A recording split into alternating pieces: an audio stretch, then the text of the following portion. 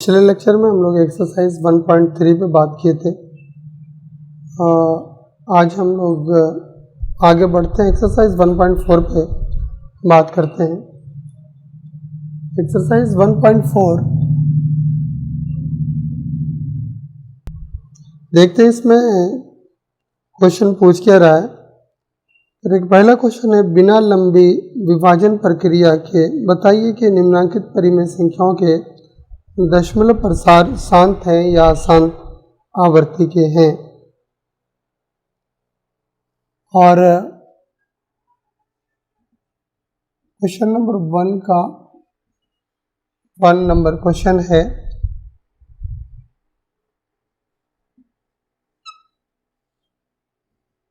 तेरह बटे 31 3125। इस क्वेश्चन में क्या कर रहा है कि इसको बिना भाग दिए हुए आप ये दिखाइए कि ये इसका दशमलव प्रसार जो है वो शांत आवर्ती या अशांत आवर्ती का होगा। सबसे पहले यहाँ पे हम लोग समझते हैं कि शांत आवर्ती या शांत आवर्ती है क्या। अगर हम कोई एक परिमेय संख्या लें, एक हमारा 2/5 और एक परिमेय संख्या 10/3, और फिर अगर हम भाग दें 2 को 5 से, तो पॉइंट दे के 0 बैठाएंगे। और इस स्थिति में क्या हो रही है, देख रहे हैं कि शेषफल हमारा 0 हो जा रहा है, शेषफल हमारा 0।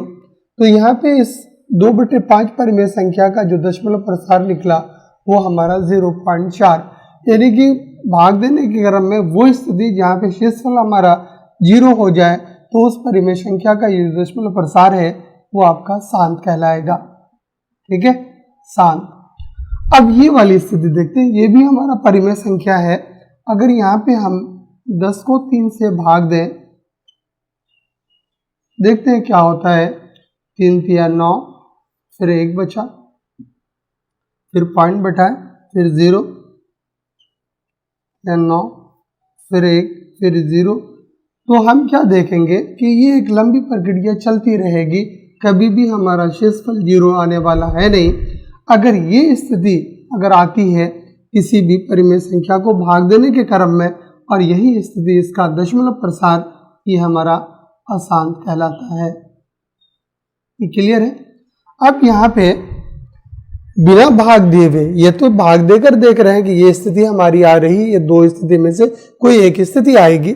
अब यहाँ पे है 13/3125, और यहाँ पे कहा जा रहा है कि आपको भाग नहीं देना है, उसके बाद भी आपको बताना है कि इसका दशमलव प्रसार शांत होगा या अशांत आवर्ती का होगा। अब आइए इसको हम कैसे देखें। इस तरह के क्वेश्चन में आपको इस परिमेय संख्या का ये जो भाग है अंश वाला, उसको आपको कुछ भी नहीं करना है, लेकिन हर वाला जो भाग है उसको आप उसका अभाज्य गुणनखंड ज्ञात करें। जैसे ये हमारा 3125 है,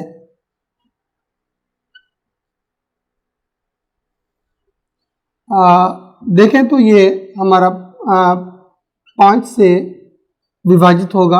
5 छक्के 30, 5 दूनी 10 और 25 25।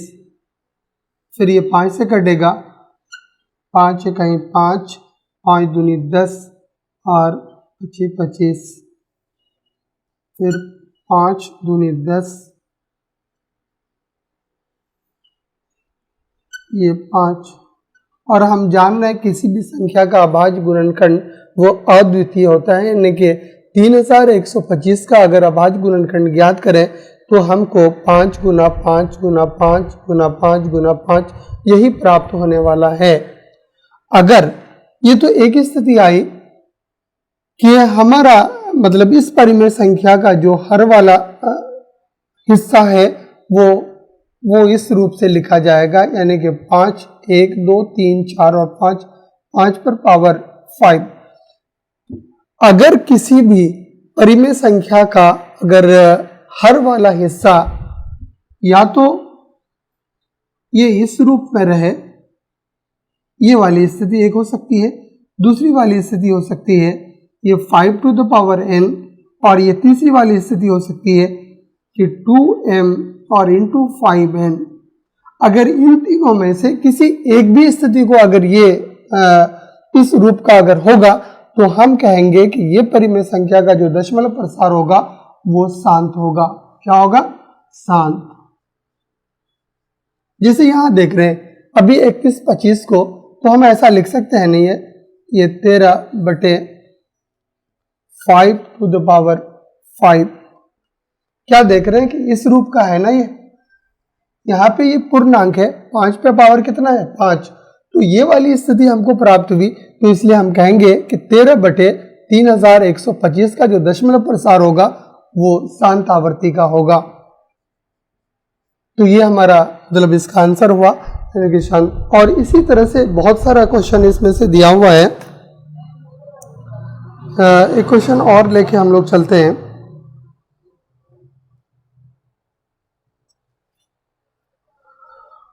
दूसरा ही क्वेश्चन लेते हैं। दूसरा क्वेश्चन में है कि 17/8। फिर क्या करना है हमको? इसका 8 का भाज्य गुणनखंड ज्ञात करना है। तो हम देखेंगे 8 का 2 चौके 8, फिर ये 2 दूनी 4, तो ये 17 और बटे 8 को हम लिख सकते हैं टू द पावर क्यूब। ठीक है। अब यहाँ पे हम देख रहे हैं कि ये वाली स्थिति पहले वाली स्थिति है कि to the power m, m का मतलब पूर्णांक, यहाँ 2 पर पावर क्यूब है, तो ये वाली स्थिति को प्राप्त हुआ। तो हम लिख सकते हैं कि 17/8 का भी दशमलव प्रसार वो शांत आवर्ती का होगा। दशमलव प्रसार शांत आवर्ती का होगा। और इसी तरह से एक क्वेश्चन और लेके फिर हम लोग आगे बढ़ते हैं। एक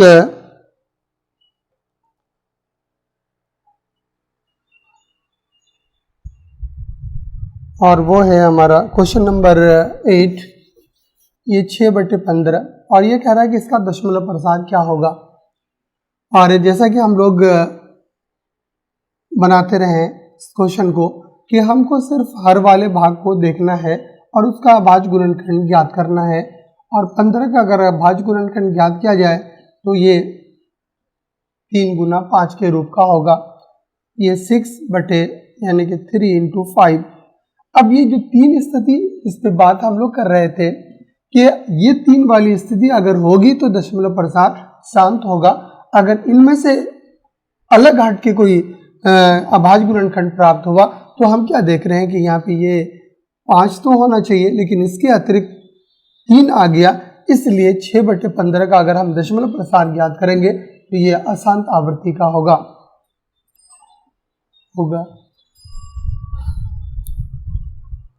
इसमें कुछ भी नहीं कर रहे हैं, जो आपका हर में चाहे वो छोटी संख्या हो या बड़ी संख्या हो, आप उसका इस तरह से मतलब गुणनखंड ज्ञात करें अभाज्य, तो वो आपका अगर 2 और 5 के गुणक के रूप में है या सिर्फ 2 के टर्म में रहे या 5 के टर्म में रहे या इन दोनों में से दोनों के टर्म में रहे तो ये शांत होगा। इसके अतिरिक्त अगर 3 आ जाए, 7 आ जाए और कोई आ जाए तो हम बोलेंगे कि इसका दशमलव प्रसार शांत नहीं होकर के बल्कि अशांत आवर्ती का होगा।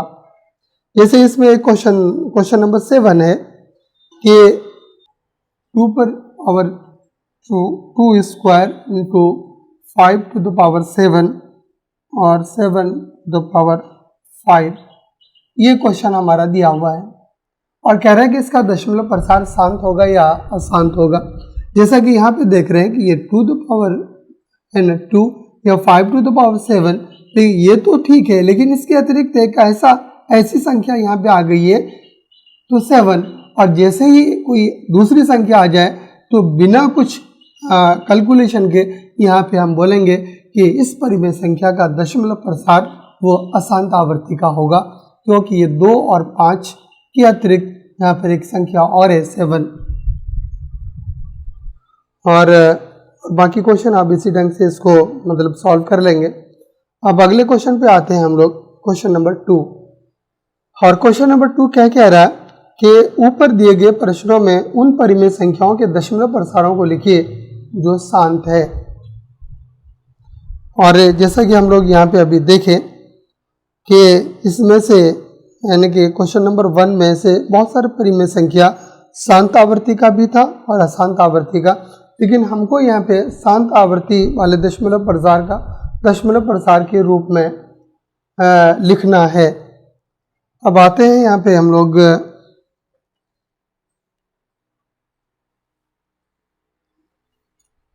क्वेश्चन नंबर 1 को ही लेकर आगे बढ़ते हैं। 2 का 1 नंबर और अभी हम लोग देखे थे कि 31-25 जो हमारा दशमलव प्रसार निकला था वो शांत आवर्ती का था। तो इसका हम लोग दशमलव प्रसार देखते हैं। ये 13/31-25 चूँकि हमको 3125 का दशमलव प्रसार ज्ञात करना है और 13 को अगर हम 3125 से भाग दें तो ये संख्या छोटी है, कटेगी नहीं, इसलिए यहाँ पर इसके बदले में हम दशमलव के बदले में 1 0 जो नियम है, फिर भी ये संख्या छोटी है तो ये 0, इसके बदले में फिर 0 और फिर 0। अब यहाँ पे ये 1300 हमारा आया और यहाँ पे मिस हुआ गया, नहीं ठीक है ये। अब यहाँ पे हम देख रहे हैं क्या कि ये 3125 है और यहाँ पे हमारा 13000 है। अब कितना से कटेगा? ये 4 बार में कटेगा। 3125 को आप 4 से गुना करिए, 5 चौके 20, 2 4 दूनी 8, 2 10, 1 4 1 4 1 5 4 3 12, 12500 ये हमारा है। 12000 ये 500 4 बार में। अब ये 0 0 5 5 10 2 1 3 ये 0 और ये इधर हमारा कुछ भी नहीं बचा।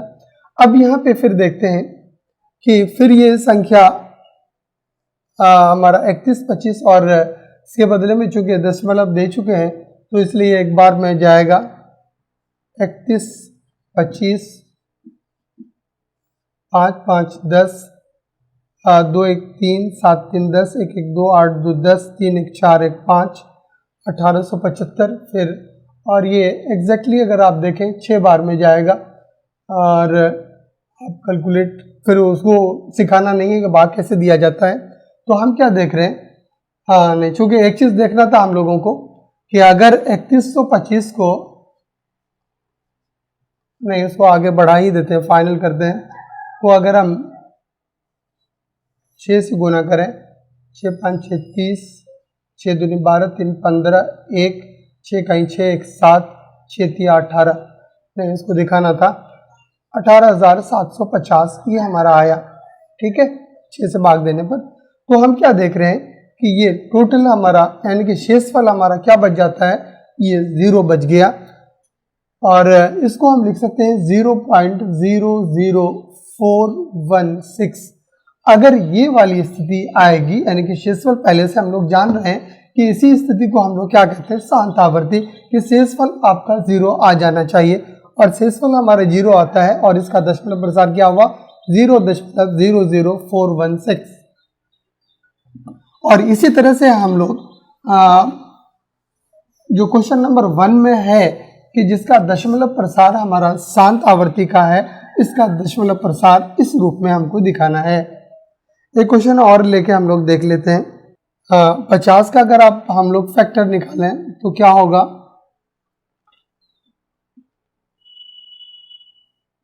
ये इस रूप का होगा और हमको वो दिखाना नहीं, यानी इसका दशमलव प्रसार शांत होगा। अब अगर हम 35 को 50 से भाग दें तो ये दशमलव के बदले में ये आपका 0, अब 5 7 35 ये आपका 350 और ये आपका यानी कि यहाँ पे इसका दशमलव प्रसार हमारा क्या निकला 0.7, यानी कि ये शांत आवर्ती का है, इसलिए इसका शेषफल यहाँ पे 0। और इसी तरह से बाकी क्वेश्चन को आप लोग चूँकि हम लोग पहचानना तो आ गया कि किसका दशमलव प्रसार शांत होगा या अशांत होगा, लेकिन हमको शांत को लेकर आगे बढ़ना है और हम देखेंगे कि दशमलव प्रसार इसका इस रूप का होगा। चलिए अब हम लोग अगले क्वेश्चन पे आते हैं और वो क्वेश्चन नंबर हमारा 3 है। क्वेश्चन नंबर 3 क्या रहा है कि कुछ वास्तविक संख्याओं के दशमलव प्रसार नीचे दर्शाए गए हैं। प्रत्येक स्थिति के लिए निर्धारित कीजिए कि ये संख्या परिमेय संख्या है या नहीं है। यदि ये परिमेय संख्या है और P बटे Q के रूप का है तो Q के अभाज्य गुणनखंडों के बारे में आप क्या कह सकते हैं। अच्छा, इसमें से पहला क्वेश्चन है जो कि दशमलव प्रसार के रूप में दिया हुआ है और वो है 43.1 2 3 4 5 6 7 8 और ये 9। और दूसरा क्वेश्चन है इसमें 0.120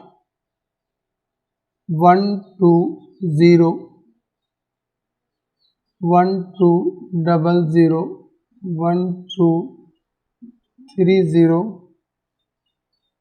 और 1240 और ये। और इसका तीसरा क्वेश्चन है